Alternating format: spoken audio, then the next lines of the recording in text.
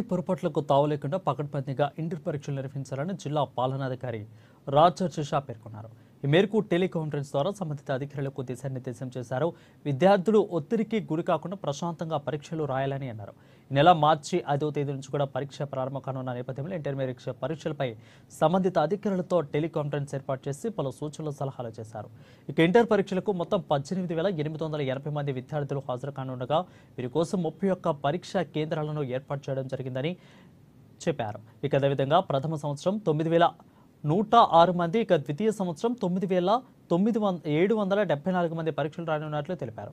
ఇందుకు 23 మంది చీఫ్ సూపరింటెండెంట్లు, 23 మంది ఆయా శాఖల అధికారులు, ఫ్లయింగ్, సిట్టింగ్ స్క్వాడ్లను కూడా నియమించడం జరిగిందని అన్నారు. పరీక్షలను సజావుగా జరిపేందుకు అవసరమైన అన్ని ఏర్పాట్లు పూర్తి చేశామని అన్నారు. గ్రామీణ ప్రాంతాల నుంచి వచ్చే విద్యార్థులకు సమయానికి బస్సులు నడిపించాలని, నిరంతరం విద్యుత్ సరఫరాకు అంతరాయం కలగకుండా చూడాలని అధికారులను ఆదేశించారు. ఇక పరీక్ష రాసే సమయంలో అరగంటకు ఒకసారి బెల్లు మోగుతుందని అన్నారు. పరీక్ష కేంద్రాల పరిసర ప్రాంతాల్లో జిరాక్స్ సెంటర్లను మూసివేయించాలని అన్నారు. ప్రతి సెంటర్లో తప్పనిసరిగా తాగునీటి వసతి ఏర్పాటు చేశామని అన్నారు.